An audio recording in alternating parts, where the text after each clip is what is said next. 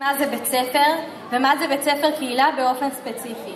קהילה היה מאוד מסודר וממסדי ביחס לדברים שהכרתי לפני כן, וגם הייתה הפרדה בין קבוצות גיל שונות.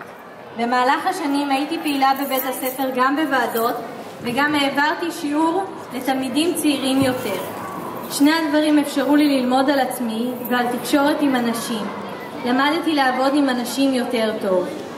לפעמים היו לי קשיים, אבל היו גם אנשים שעזרו לי כאשר היו לי קשיים.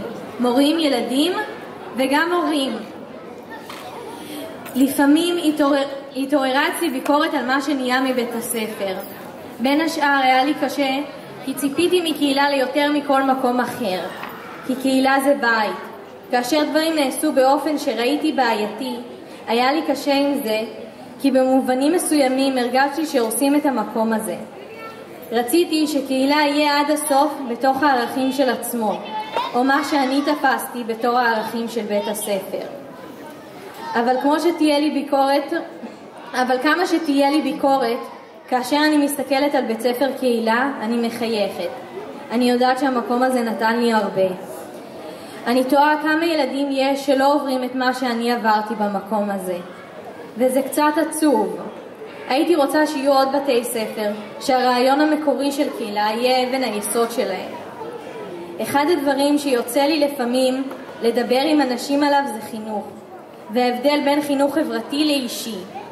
כאשר אני מדברת על חינוך חברתי, אני מדברת על בית ספר שמביא את התלמידים לכדי מעורבות חברתית, קבלת האחר ומחויבות לקהילה.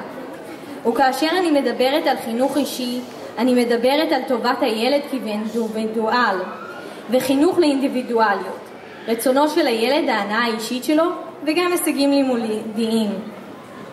בתפיסה שלי, בתי הספר צריכים להיות בתי ספר חברתיים, ובמקרה שלי אני חושבת שבית הספר הצליח.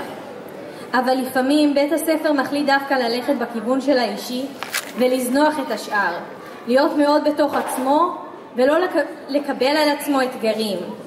ואני חושבת שהכלל הראשון בחינוך הוא להתנהג כמו שאתה רוצה שיתנהגו אלו שלומדים ממך. דוגמה אישית היא הדרך הטובה ביותר ללמד. מה שאני מנסה להגיד הוא שכאשר בית הספר בוחר בחירות, הוא צריך להבין את הערכים שיש מאחורי אותן בחירות. כי זה מה שיצא מהילדים שילמדו בבית הספר. בית ספר קהילה צריך לשאול את עצמו מי הוא, מה הוא רוצה להיות. בית ספר קהילה צריך לשאול את השאלות האלו כל כמה שנים. כי מי שנמצא בו משתנה. מי שהיום בבית הספר זה לא מי שהיו כאשר בית הספר הוקם, ולא מי שיהיו בו עוד 10 שנים.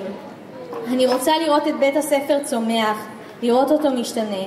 עם כל העצב שבדבר, לראות מה הוא הופך להיות. אבל עכשיו אני עוזבת, ולי כבר אין חלק בזה. אתם צריכים להמשיך לצעוד, להמשיך לעצב את בית הספר.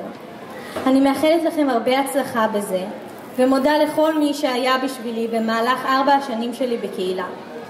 תודה.